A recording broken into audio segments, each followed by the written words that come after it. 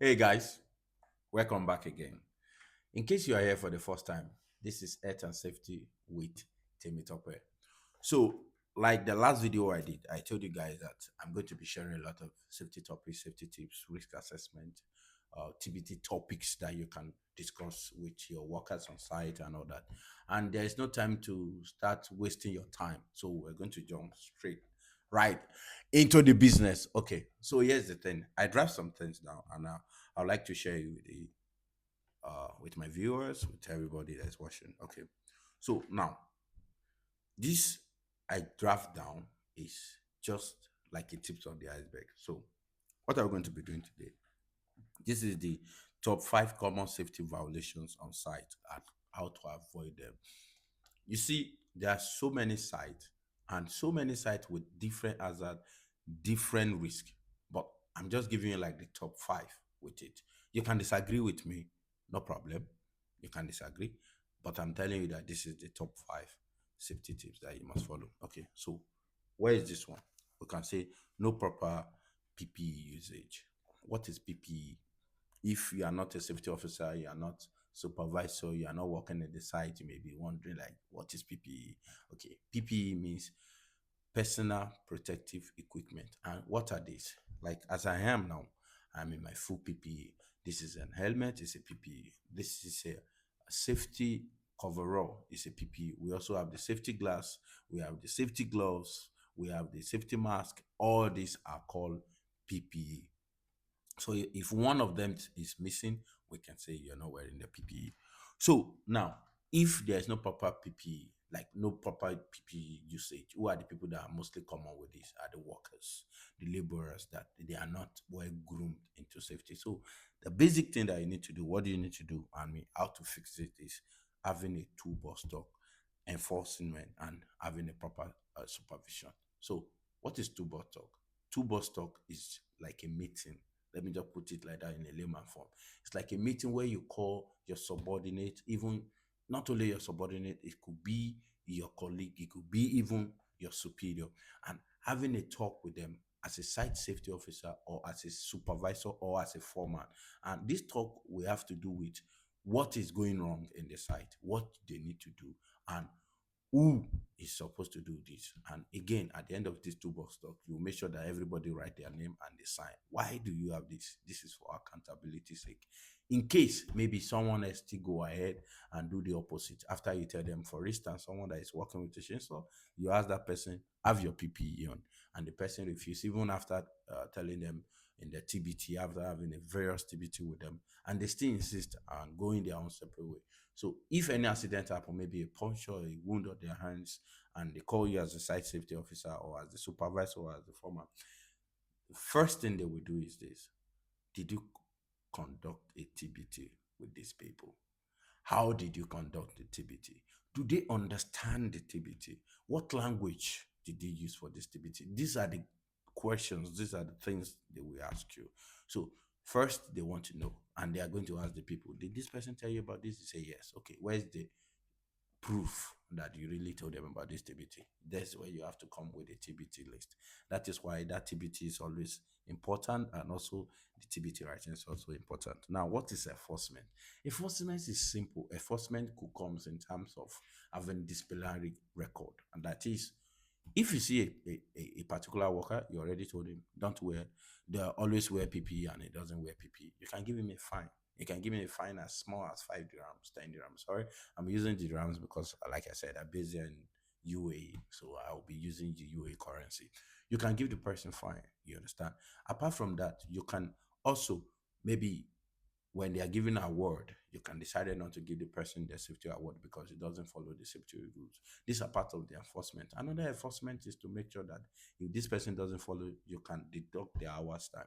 Yes, you have the right to do that. You can call it wickedness, but when accidents happen, believe me, most times they will not listen to you. Most time the authority will not listen to you. So this enforcement also will be a guidance that you have been doing this, you have been deducting their salary, or you have been deducting their hourly count, or you have been removing them from sites, and you have been conducting TBT. These are the things that will stand as a proof to exonerate you from anything that could put you into maybe jeopardy or if there's any accident aside.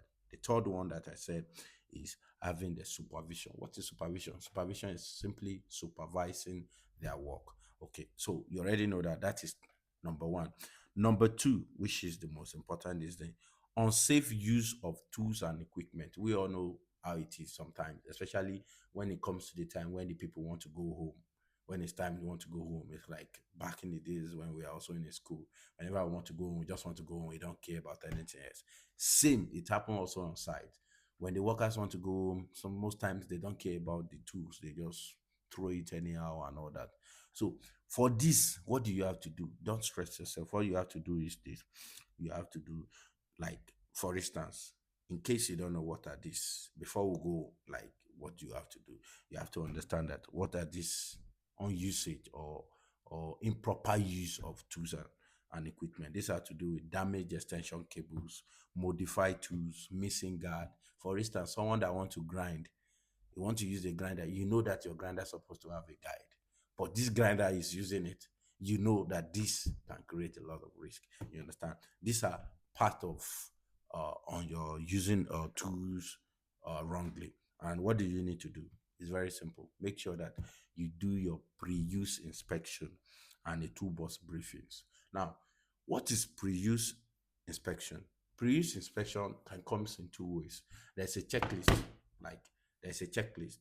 Now, this checklist, why for me in my own site, I don't trust it. Yes, I don't trust it. I know so many sites use it, but for me, I don't trust it because this checklist could be outdated, could be just mark, mark, mark, mark, mark, mark. That is why it's good if, before you use the pre-check, pre-use inspection, make sure that you go to check the equipment physically yourself.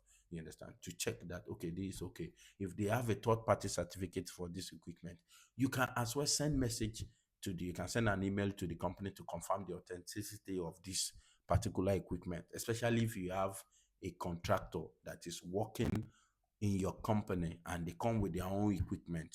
You understand? So before you can start allowing them or letting them to use that, you have to do all that. Then again, you have to have the two boss briefing.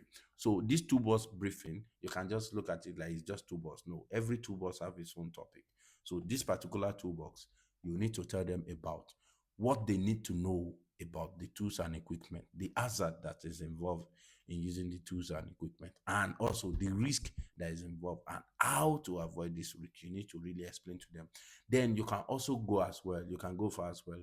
Search for pictures, or if you have back then scenarios that has happened, some incident and accident has happened in former site, you can share it with them and tell them this is accident has happened due to damaged cables, due to missing guards, due to not following the safety rules on the proper use of tools and equipment. So these are the three things that you need to do.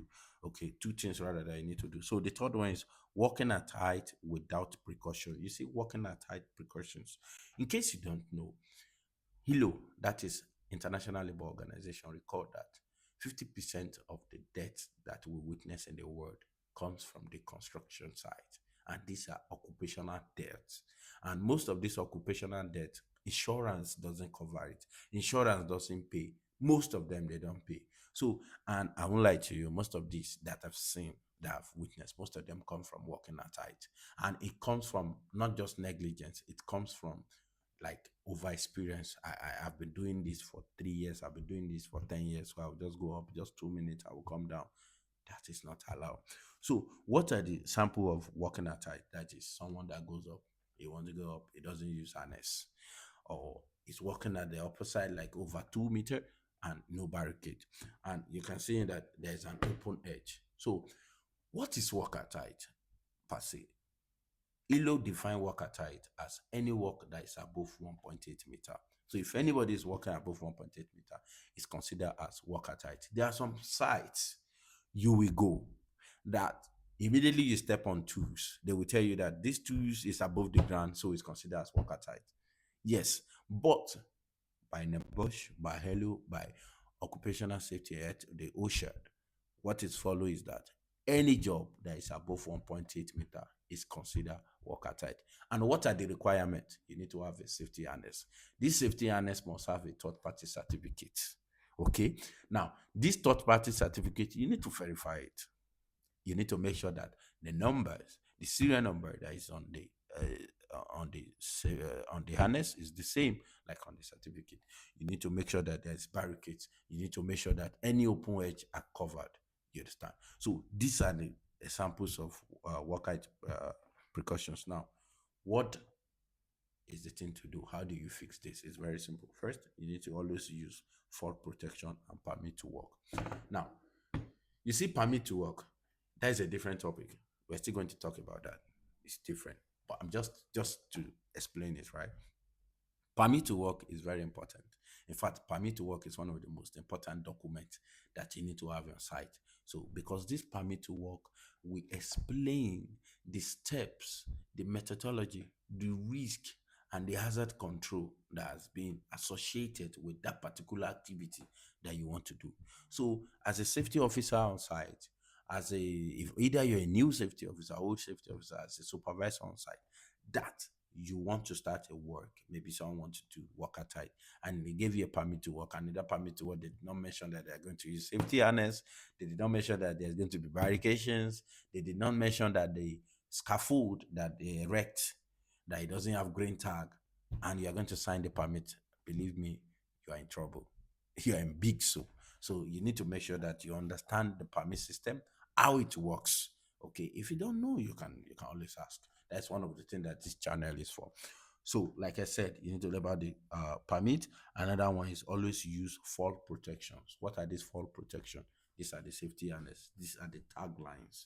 These are the protections, the sharp edges. These are the things that you need to have. Okay. So the next one, which is the third one, is poor housekeeping. Poor housekeeping can contribute to a lot. Poor housekeeping can contribute to trip hazard, can contribute to fall hazard, can contribute to a lot of things. And what is really poor housekeeping? It's just like the way the name implies, poor housekeeping. So poor housekeeping is basically like scattered materials, oil spill, block access ways, and all those things. So what do you need to do that one? You need to practice the 5S practice: regular housekeeping and audit. So this one, it doesn't need much, but you need to know it's like where you wake up, where you sleep. It's dirty, you clean it. It's as simple as that.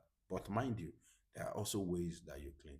The way you clean an oil spill is different from the same way you're going to clean a scattered material. It's also different from a wire that is being laid wrongly, which could cause trip hazard. So all these things must be checked in every site, because there are other major hazard, but this is the fourth one. So I'll go to the fifth one. They say no risk assessment or method statement, which is we popularly know as RAMs. Okay. So you say, for instance, now, like I said before, someone wants to start artwork or lifting without approved risk assessment. See, you see, risk assessment is a different topic we are going to talk about. You see, permit to work is a different topic we are going to talk about. But you see, come, let me talk to you. Supervisor, foreman, safety officer, safety engineer. You go to a site, they gave you a risk assessment. Maybe you are new to the site. They said this is the risk assessment we are using. We have been using it for long, so no problem. Let the people just work. And you are a contractor or you are a subcontractor or you are new to the site, I will advise you, as someone who have been in UAE for over 8 years and who have been practicing this safety for more than 10 years, I can tell you that that is a wrong safety culture. When they give you a risk assessment, you need to check this risk assessment. If they say one safety officer already approved it before he left, you need to ask, why did he leave? Okay. Now, this risk assessment here, now they want to start a new job, they're giving you a risk assessment. You need to check. This is a new safety officer. I'm seeing a new hazard there. This is a new site. The time they approved this risk assessment, there was no this, there was no that there. Now we have this structure here. Now we have this particular structure here. We have this particular materials here. We have this particular equipment here. This poses another risk. This, you have the every right to reject the risk assessment and tell them to prepare another one, or you prepare another one with them. Because any job that you want to do, especially when it comes to artwork and work at height, and you don't have approved risk assessment, or you're only following what your construction manager say, or what your safety what your engineer says, that don't worry, bro, you are setting yourself up. I can tell you right now, in UAE there are a lot of safety officers, they're in prison. Yes, there are a lot of safety officers that are paying blood money. Yes, this is not eating, all because of negligence, all because of they didn't follow the rules, all because of they didn't know the job and they didn't ask enough of questions. Okay, but don't worry, that's one of the reasons why Temitope is here, to share my knowledge with you, to make sure that you don't fall into that trap. So you need to know these five things, like I said: the unsafe use of equipment, tools, and equipment. There are no proper PPE. If they are not used properly, the poor housekeeping. Working without permit or whatever. Working without safety precaution, that is working at height. Then working without risk assessment. You see, there will be a separate video for risk assessment. What to consider before making risk assessment. What make a risk assessment sufficient enough, and how to review and comment on risk assessment. There is going to be a separate videos on that. Okay, but for now, these are the five common safety tips that you need to know, that is very common in your side. Again, if you know that you gain something from this little topic that I just discussed with you, don't forget to share with your friends. Don't forget to hit the like and share button. Follow me for more, because we are going to be sharing a lot of safety tips. But before you go, don't forget that safety start with you. Thank you.